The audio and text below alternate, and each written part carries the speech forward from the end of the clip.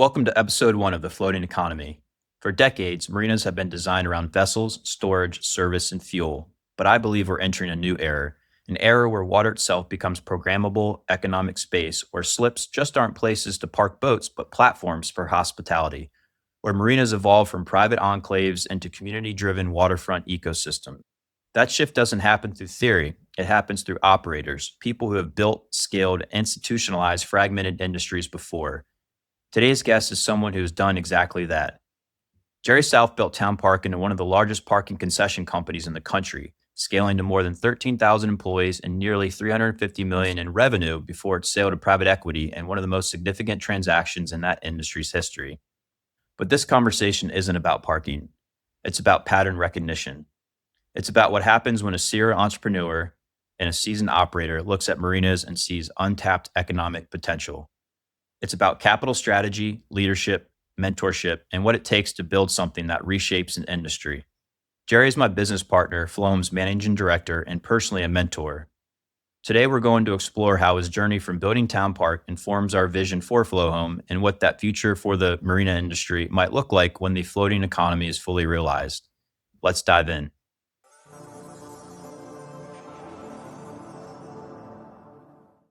All right. Good morning, Jerry. How are you this morning? Good, Brian. How are you this morning? Awesome. Excited to do this. It's my first time being a host of a podcast, and I believe it's your first time being a participant. So this is new for both of us. But when we first talked about doing something like this, you were immediately the first person that came to mind because you have such a vast history and experience and have so much insight into, what we're doing at FLOHOM. And I felt like it was very valuable for, people that are following the growth of the company to understand who are the other leaders on the team, what are our backgrounds, what experiences have we had to lead to this point. And I think you were the best candidate to kick off. So really excited to have this conversation with you. Well, thank you. I don't know whether I'm flattered that I'm the first one or wondering why you couldn't get anyone else to do this. But anyway, to our partnership real quick, I just, I think it's important for the tone of the interaction that, first of all, I'm grateful for the partnership we've, built over the last 2.5, 3 years in this journey that we've decided to take together. I'm grateful for the learning. I'm grateful for what you're teaching me. I'm grateful for the fact that you're so open to looking for a better way, leaning on experience, getting opinions and acting on them from others. I've got an unbelievable amount of respect for you, and we're going to have a great journey here together. So I love the dynamic that we're building. And I thank you for that. Well, I appreciate that. I wake up every day being so fortunate to be able to build a company with you and just get to learn from you. That's my favorite part about building businesses is learning. Like you said, Well, if we're not I'm learning always from looking. each other, then it's not going to work. Yeah. So let's go back to the early years of Jerry South because you've told me some stories and I just find it very fascinating and I really think it has helped shape you as the person you are today. When you think back about being young, what did you think or notice about money, work, success, and how they were talked about in your household? Interestingly enough, there wasn't a lot of money in growing up in my household. Therefore, there wasn't much conversation around financial success, right? Success in the eyes of my upbringing and my upbringing community and culture was, I grew up on a farm and, it was about being grateful you had plenty to eat and we had livestock and the freezer was always full and we had 140 acres and we grew, our own. So success was about, it was a great rainy season. We had lots of crops and plenty of stuff to sell to generate to generate additional income. Growing up on the farm, as much as a young boy, a teenager, a young man, really despised it. It wasn't. I could not wait to leave the family farm, and it was because I knew there was better way. I knew there was opportunity. I reflect back occasionally on my younger years and the fact that I actually had to, I became a leader very young because I was doing the math on the farm, right? I was saying to my grandfather, "Hey, Pop, have you ever done the math on how many man hours it takes to do this crop?" He says, "My son, we don't do the math. All we have is time," right? Because I did some quick calculations and realized we were making about $2.80 an hour raising tobacco. And we were raising 10, 12 acres of it. It was at that point when I started really reflecting on the economics behind the farming we were doing, led me to aspire to, get off of the farm. And I say get off of the farm. Now, I don't take that in a negative way. I take that in a way that I aspired for more than I saw possible for me there, right? And I had to lead my way off of the farm, right? I had to bring forward alternatives. I exercised confidence and persistence, a high level of persuasiveness.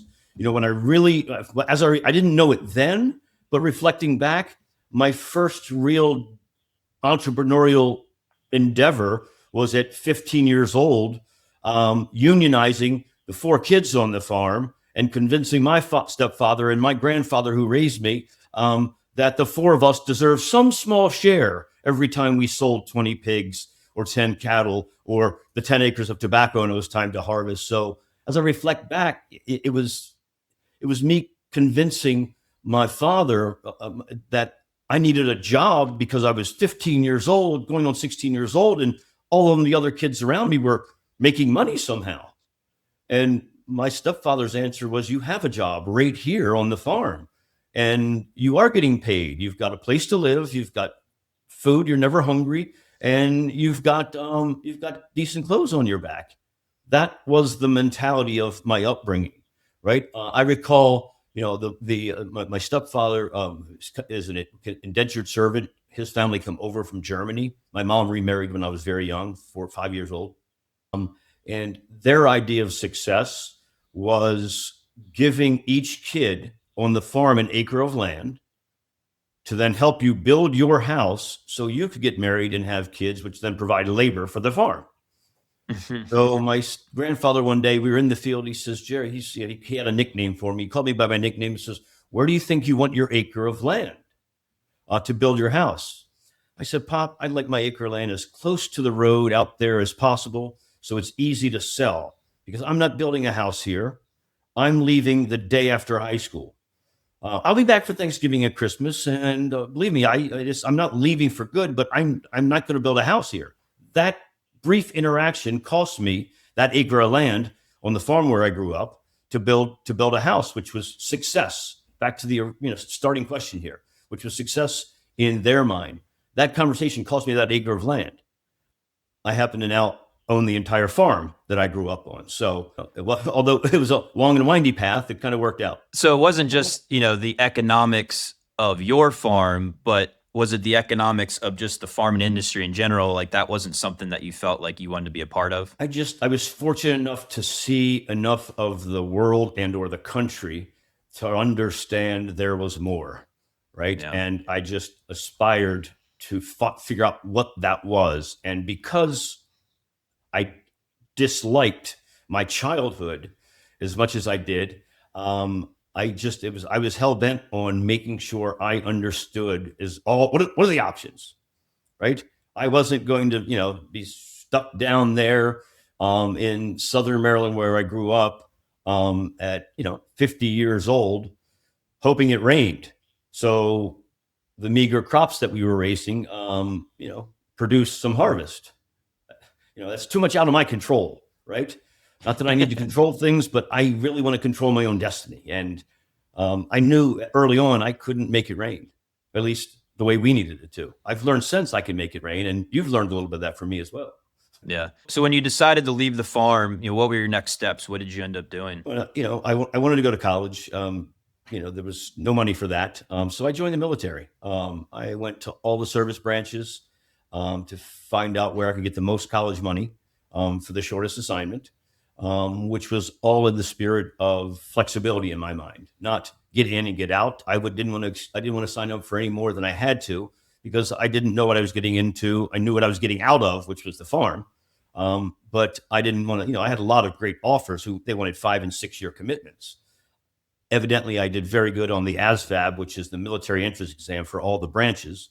Yeah, Navy's nuclear engineering program was all over me, but that was a 6 year commitment. I wanted, I could fixed wing, rotary wing aircraft, flight school, a warrant officer flight school for helicopters. They wanted a 5 year commitment, and I just wasn't up for that. So I went in for 3 years as an infantry paratrooper, and it changed my life. It's part of who I have become, right? Yeah. So what are the learnings or what are the experiences in the Army that helped shape you who you are today? I was in the Army 8 days after graduation. I went in before I turned 18, so my mom had to actually sign a permission slip for me to be in, which back then wasn't that unusual. It was really a time in my life that I was very influenceable. That I knew I wanted to learn. I knew I wanted to, sponge everything I could from my experiences. What I really learned was disciplined structure, true responsibility. There was no brother to blame it on when you got to the Army. That worked on the farm growing up, but once I got to the Army, there's no brother to blame it on. So structure, discipline, responsibility. I really learned that. I didn't realize it until later, but I really got some unbelievable lessons in scale. We've got 2,000 troops on this parade field, all dressed the same, standing the same, holding their hands the same. Their hats are on exactly the same. Their boots are bloused and tucked in the same. I learned a whole lot about scale and standard operating procedures from the Army, which served me well in my business career. Yeah, absolutely. So you did the Army for 3 years. You helped shape you as a person, and then you're still early on.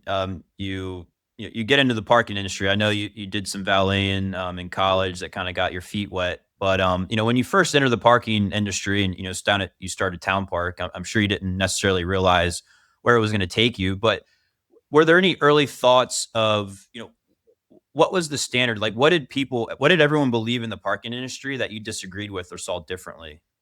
And yeah, that's an interesting question, because it became pretty clear to me at year 4 or 5 how I viewed the industry so much differently than others, which ultimately led us to the niche inside of the parking sandbox, if you will. Parking operators, when they first entered the business, and many still today, viewed it as a real estate game. It's a land hold. You can buy land, demolish buildings, wait for development to come, and the meager parking revenue would cover the carry costs, right? It was about yield management. How much can I get for that space? With how much can I get for that space, or how much can I generate in this lot? All the while applying the littlest amount of labor possible, right? What my aha was, there were so many opportunities to pursue inside of the parking sandbox if you just weren't afraid of the labor piece of the business, which really led me to the hospitality niche. I realized early on in my parking portfolio of contracts that my hotel customers valued who we were as a company and what we did and the way we found and trained our people. The parking lot or the garage or the municipal, the commercial customer, I would call it, was really just interested in the lowest price. Yeah, there were some price, table stakes, barriers to entry, but everyone was able to clear those in the commercial space. In the hospitality space, everyone ran away from it because it was so labor intensive. Yeah. So we decided about 4 or 5 years in that we were going to focus solely on hotel parking systems and any parking and transportation operations that supported our core strategy, which was hotel parking concessions and hotel parking systems. And The CEO of the largest parking company in the country at the time. We had, great interaction. And he said to me, "Good luck, kid. The general manager of these hotels are going to give away your revenue to get rooms on the books. They're going to give away your revenue to get the black tie gala to their hotel. They're going to demand labor from you that needs to be trained to that hotel's brand. Is it Marriott? Is it Westin? Is it Hilton?" There was no Westin back there when we started, but Right. he says, "Good luck."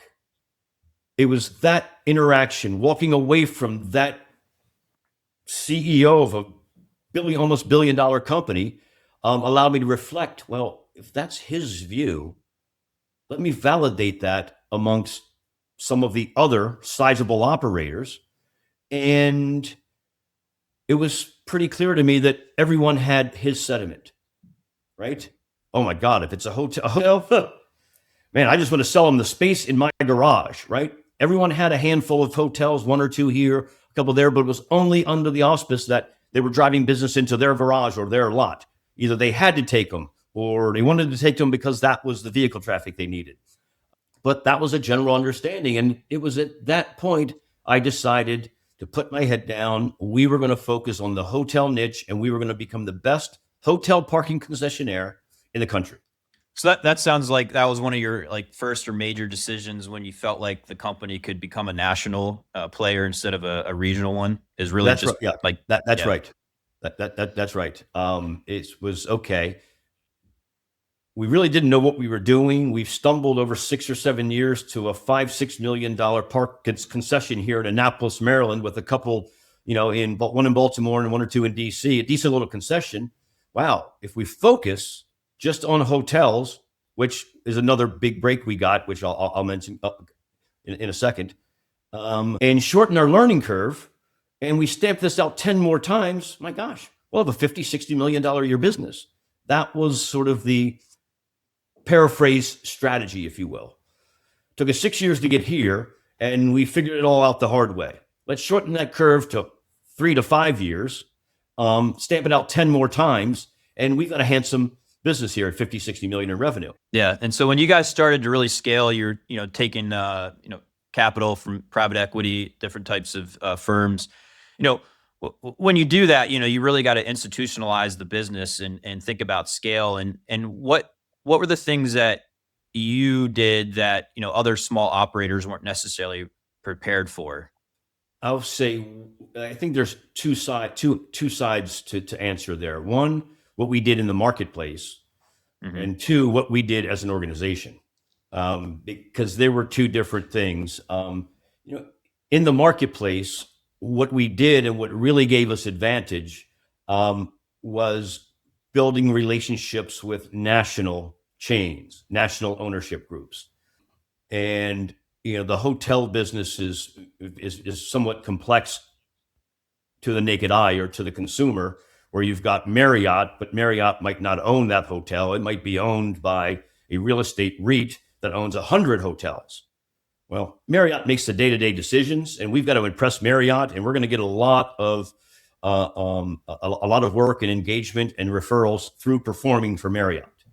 But it's the ownership group that really carries the bigger stick. And I know that that little town park company in Annapolis, Maryland, has been doing your hotel for the last 7 years, and you really like them, Mr. General Manager. However, we're going to have to go with a national provider because of our commitment to the national provider, and the way we were shaping deals and the way we were structuring our relationships with these national accounts. And that was something the regional or small guy wasn't doing, right? And if you got Sunstone Hotels that owns 400 assets across the country, and we're doing 30 of them, and there's 10 more that we want, we're going to get those 10. It's just a matter of time. There's nothing that small operator can do about that. Yeah. When I first learned about your success at Town Park, obviously when you look at the financial aspect, I mean, that speaks for itself. But what was most impressive for me when I first learned was the amount of employees that you oversaw and grew the company. I mean, you started as a small team and you ended up with about 13,000 employees, which is incredible. But, what leadership qualities had to evolve along the way to be able to manage and lead that many people? I quickly realized as the leader that what got us here ain't going to get us there. And that was a constant theme, right? We always realized that yesterday's practice, while as innovative and proud of it as we were, was not going to get us to the next level. So we were always in what I would call the continuous improvement cycle, right? Mm. Always looking for a better way. It was part of our culture, right? It's not Jerry's way. It's not Dave's way. It's the best way. And if you can bring forward a best way, that's how you get recognized. That's how you get promoted. That's how you earn your way into the ownership ranks of the company.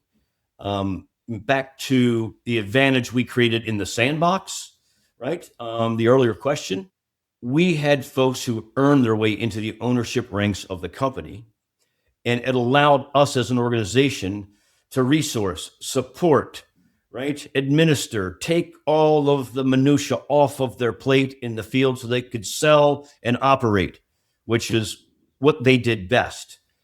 Someone once said to me, Jerry, how the hell do you know what's going on in Indianapolis tonight?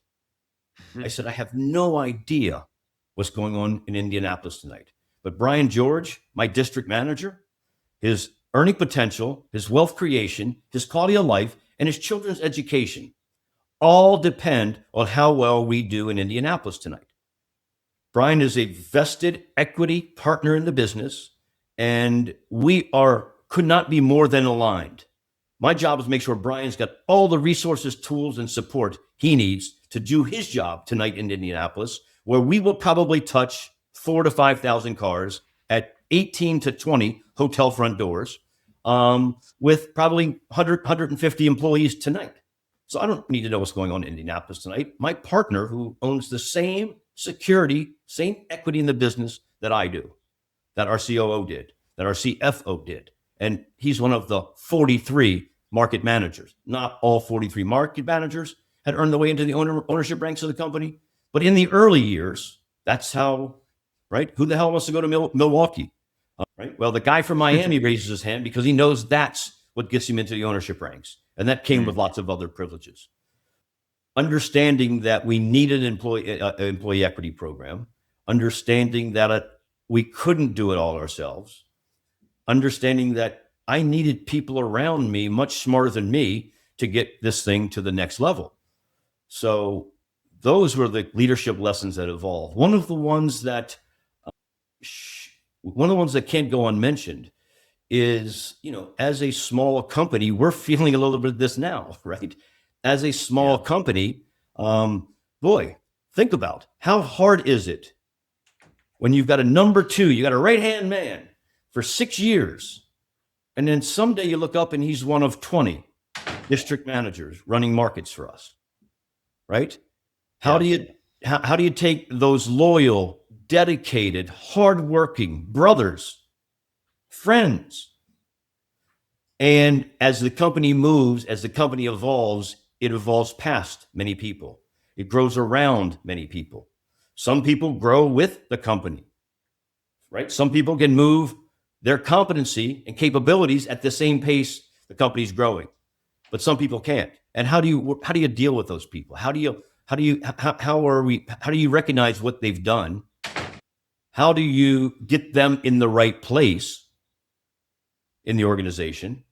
And how do you do it with respect and dignity and understanding, right? I'm thinking of one person in particular was my right-hand man, number two for almost 7 years. He was with the company 23 years and was always understanding of the right role now, right? One of the things we never did, we never changed anyone's pay. I can't get you to an $80,000 a year example and then say, we got to move you into this role and it only pays 58. It's one of the things we never did, but we changed roles, we changed titles, we changed job descriptions on a regular basis, but we would never change your pay. And I think that instilled a bit of loyalty and understanding and the ability to realize that we valued you but we also need to get you in the right seat, because this position has grown right over your competency and your capabilities. Yeah, no doubt. And, we've been experiencing some of that already with FLOHOM. And, it's all about putting the right people in the right seats and doing that in the best way. So when you exited Town Park, obviously you still had the entrepreneurship bug. And before FLOHOM came to be, you did start looking at the marina industry. You did invest in the marina industry with one of our other partners who was part of the Town Park tribe. What felt familiar with what felt familiar in the marine industry as you experienced in the parking industry? Like, were there any similarities that got you excited about, being able to, get into the industry and make a difference? Yes, there were, and again, it's these times when you reflect on experience that allows you to see what I'm going to share with you, right? If I didn't have the experience, you would never see the opportunity that I believe to be in place in the marina space. But let's just start with very, very fragmented, Hmm. very fragmented, just like parking. There's 1,765 parking operators in the country today, right? Right, and it's a low barrier to entry business, not the marina space, but the parking space. So it's very, very fragmented, the marina industry. It is beginning to become institutionalized. That only appears to be happening at a certain scale, right? I believe there may be an opportunity sort of downstream, I like to say, as you've got 3 or 4 firms out there now trying to institutionalize the space, which was somewhat similar to parking at the time. You had Central, you had Impark, you had All Right, you had Apollo, right? You had 4 or 5, same in marina space, 3 or 4 big institutional folks who are, rolling up big assets. Some of them may be great operators. Some of them aren't good operators, and we know that. But that same thread prevailed in parking. When we were taking accounts from the big guys, from institutional guys, it became clear we were better operators, and we really figured out our core competency, right? If I go back to that conversation I had with the CEO of that $900+ million company, who wished me good luck. I did, there's a point there's an exclamation point I want to put on that conversation, and it ties. At 30 million in revenue, Town Park, I took it took $19 million of accounts from that guy who wished me luck. More than almost 2/3 of our business were takeaways from the CEO who wished me luck that day. And I make that point because even as the marina space is becoming institutionalized, there's still so much opportunity because it's so fragmented, so fragmented.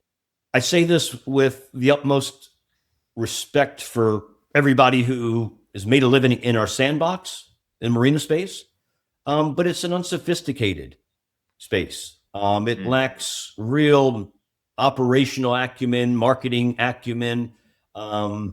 It's very similar to another industry that I participate in as an investor, where we've got to train the clients that there's a better way. Why would I do that? We've been doing it this way 35 years.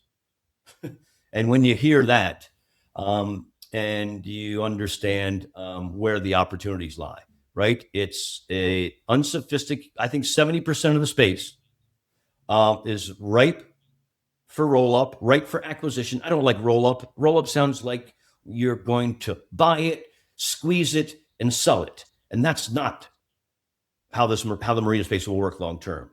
No. We want to go in and we are going to reposition this marina. We are going to bring ways to create value in this marina that no one who's been operating marinas over the years has even thought of.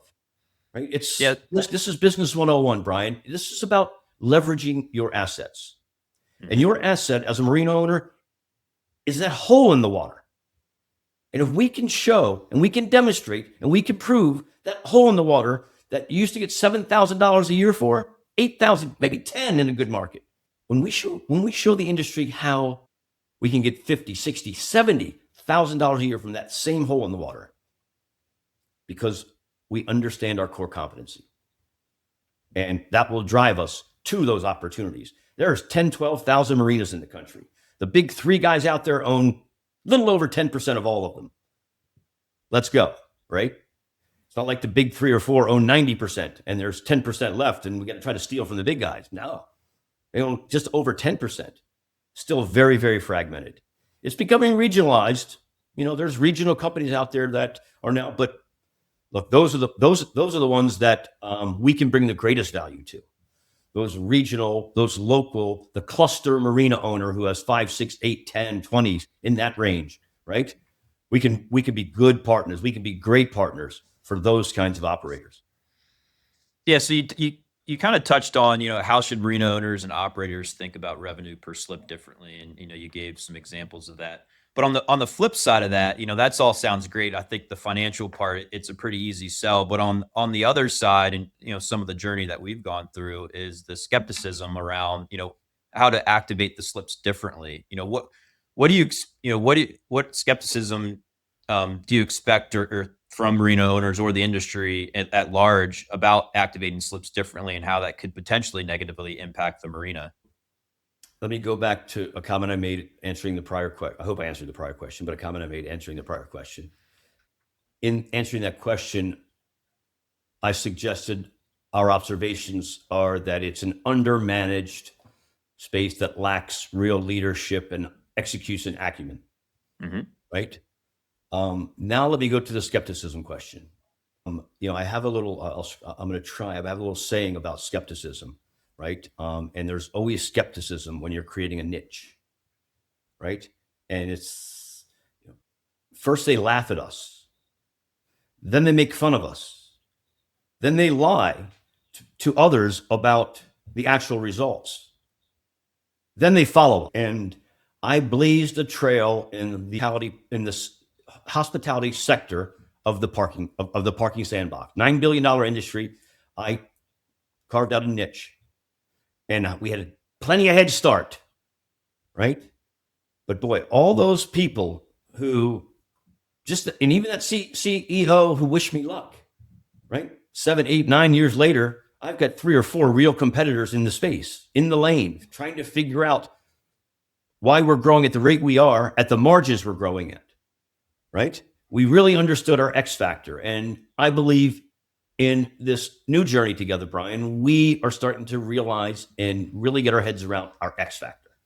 And our X factor is being able to partner with marina owners, being able to acquire the right size marina, being able to operate assets in multiple markets, the ability to scale our upfitting and assembly business.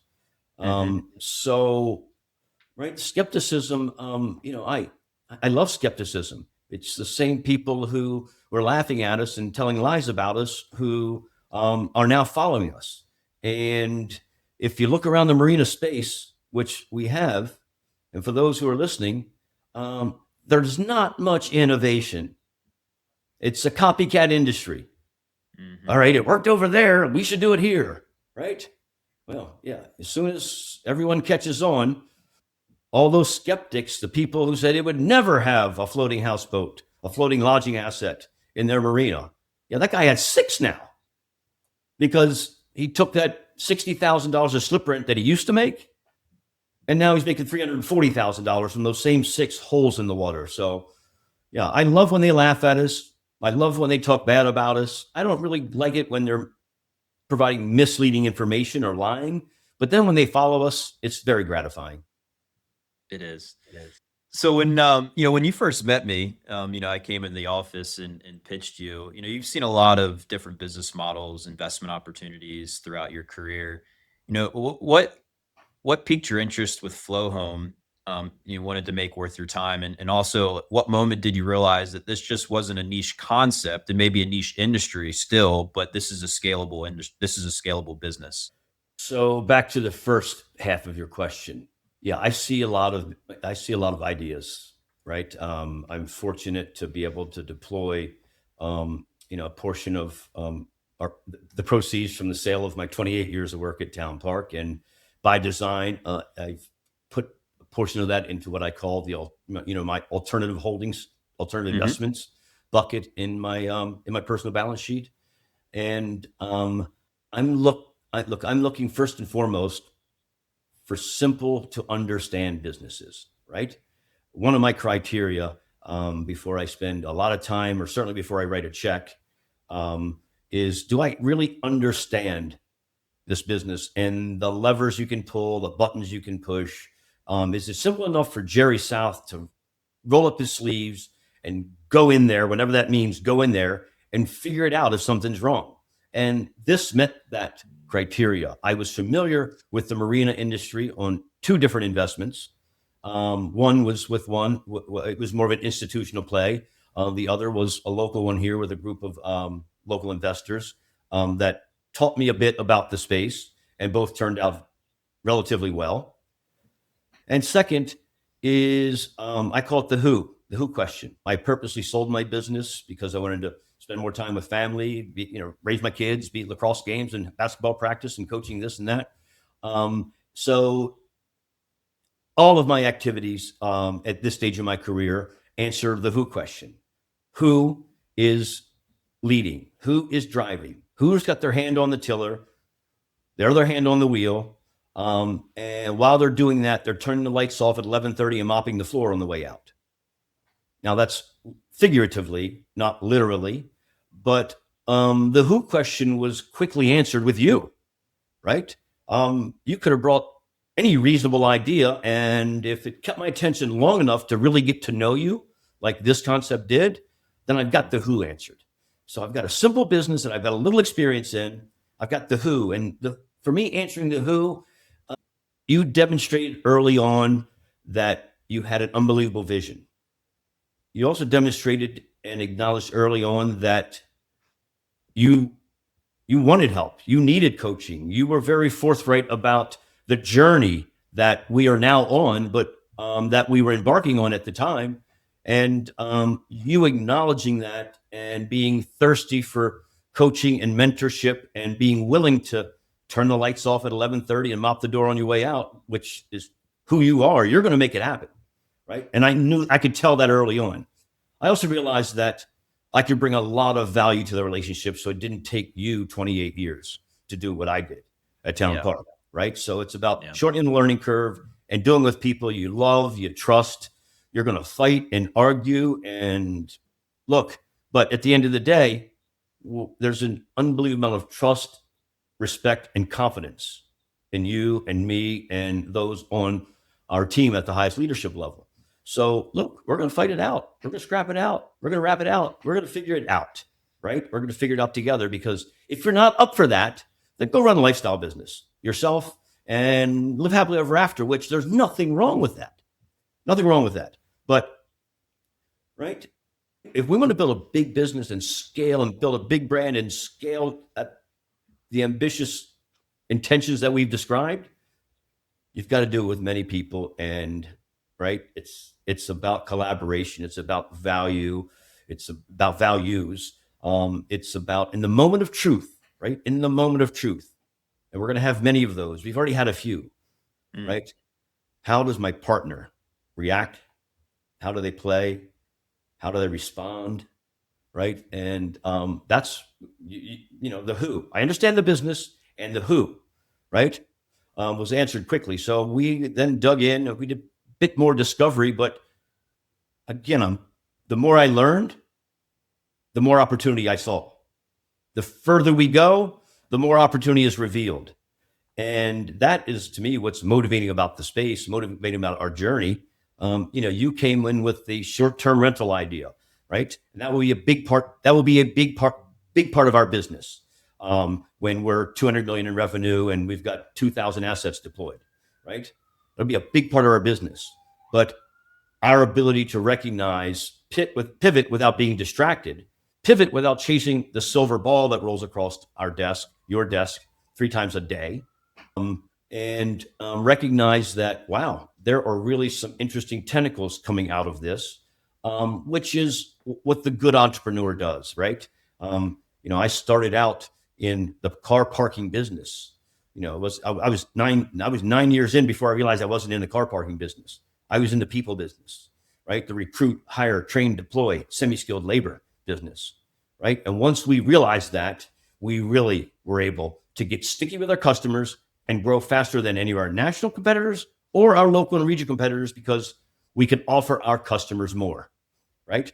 We were doing bellman, doorman, van driving. We would put our own equipment, shuttle transportation operations in.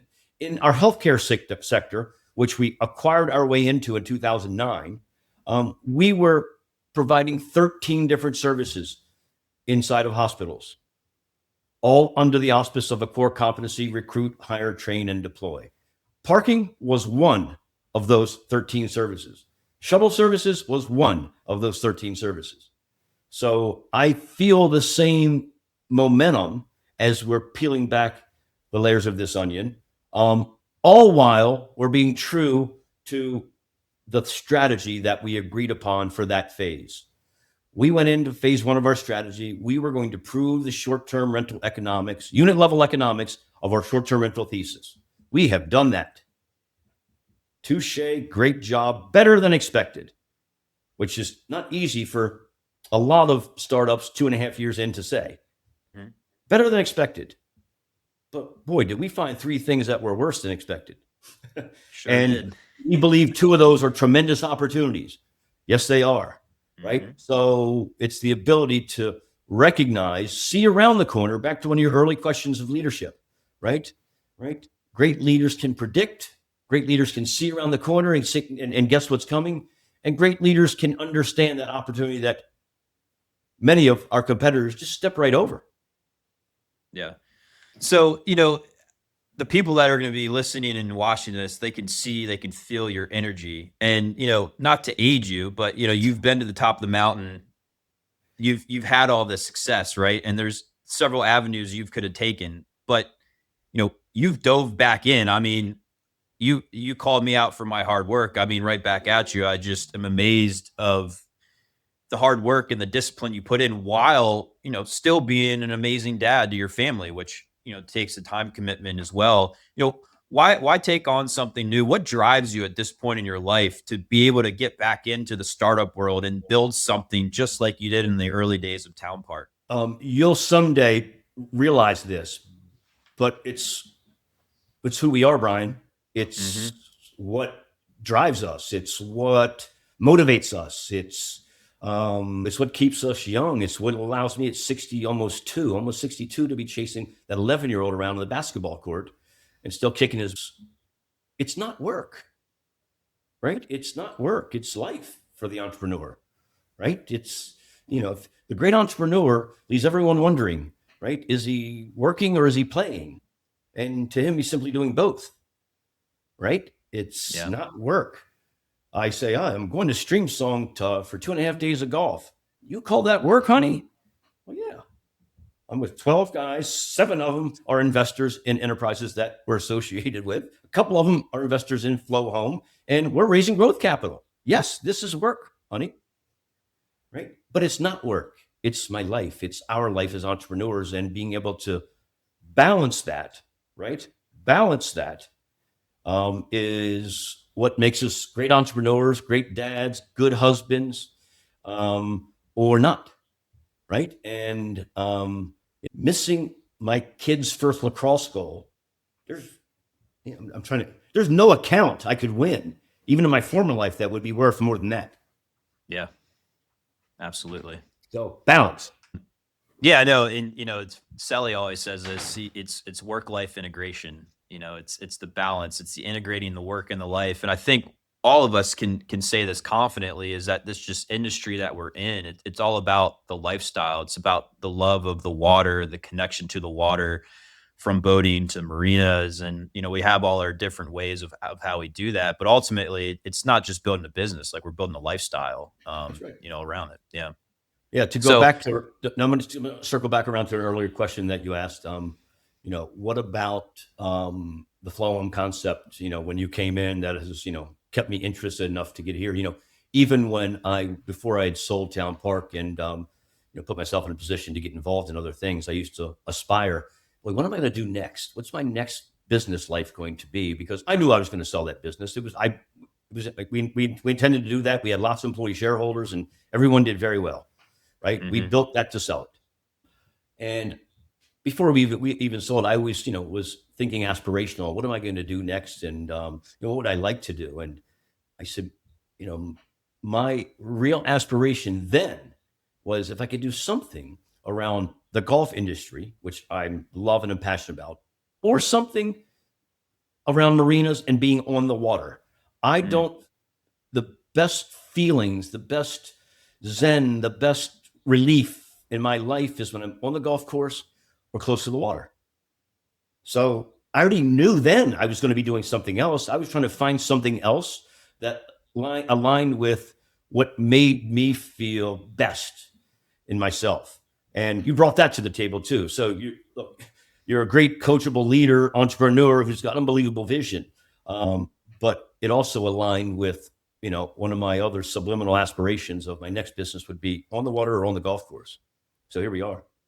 Here we are. We still haven't accomplished the goal yet, but it's in the works of being able to leave our homes, travel on the water to the office. So that Yes, that is one of the goals. if you don't have um, goals, they're just dreams, which is why we wrote that one down. that's right. So one of the final questions that I'm going to ask, and I'm going to ask everyone that comes on this, because I think it's super interesting. We're all going to have our different perspectives. And, the question is, when the floating economy is fully built, what does it look like? And I guess we could think of it from our vision as FLOHOM with all the different ideas and business models. Like, what does that future look like when it all is fully built out and operating? I think first, we are on the leading edge of creating a new real estate asset class. And I think that this real estate asset class that we're helping create and formulate and cause the markets to understand, I think it will be commonplace because it's a new real estate asset class.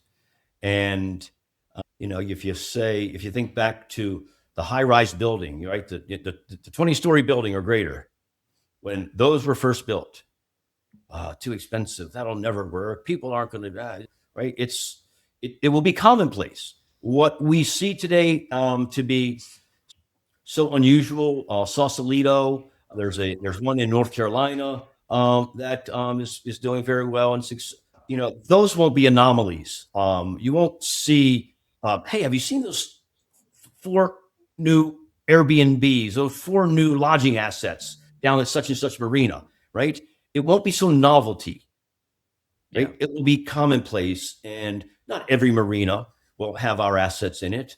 We already see it, right? Once you realize the economics of this innovation and what we bring to the table as a management team, being able to drive those unit level economics, it'll be commonplace. It'll be commonplace, right? Remember how everyone talked about that first McDonald's, the second McDonald's, the third McDonald's? Oh, yeah, there's going to be one coming here soon. Hmm. Our town's going to get one. 82, I think that's what we were saying. 81. Our town's going to get one soon, right? It will no longer be a novelty.